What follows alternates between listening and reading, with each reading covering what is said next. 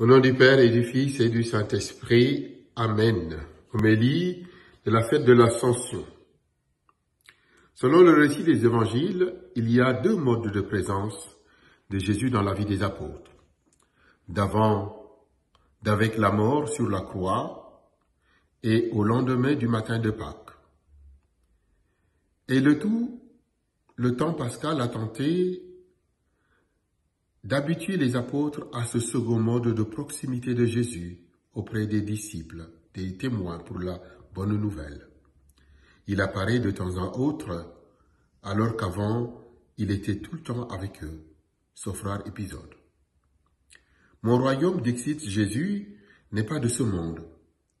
Le Père en décide dans sa souveraine providence. À l'ascension, Jésus retrouve ses mystères et il compte sur ses apôtres revigorés de la présence de l'Esprit Saint à leur côté pour asseoir les bases de son Église. Ont-ils pris conscience de tout le poids devant l'histoire de cette confiance divine?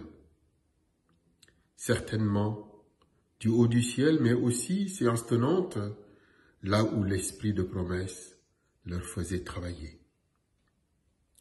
Dieu en Jésus choisit l'homme pour la mission de poursuivre la rédemption accomplie à Pâques.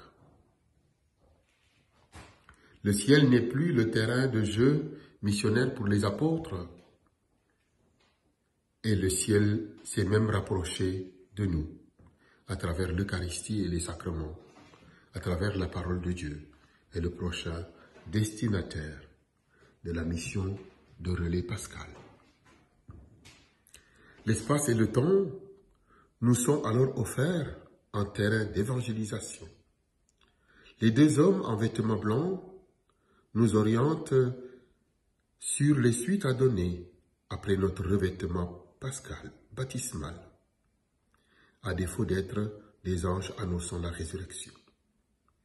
Nous n'avons plus besoin de scruter le ciel, c'est vers les autres que le Seigneur nous envoie. La licence d'enseigner est donnée à chaque cœur baptisé.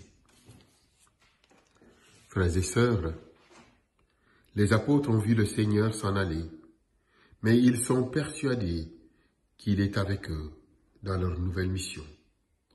Pour nous aussi, le Seigneur demeure avec nous. C'est la salutation de conviction qui ouvre nos célébrations, comme à la messe de ce matin.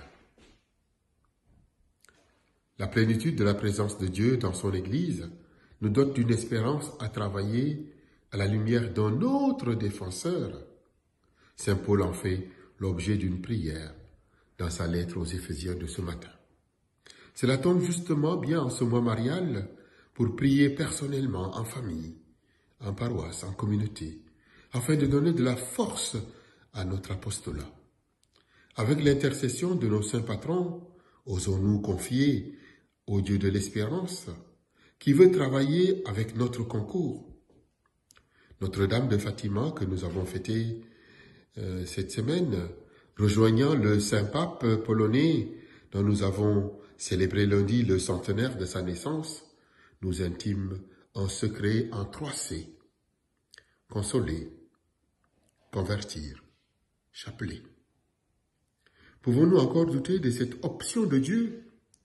C'est vrai que les apôtres sont pris au doute en voyant Jésus ressuscité. Le Christ donne rendez-vous auprès des gens dont certains ont perdu espoir en eux, perdu espérance en lui ressuscité. Pourtant, notre Jésus de Matthieu se permet de leur donner pouvoir au ciel et sur la terre, en vue d'annoncer un royaume que ne peut supporter le doute de convaincus.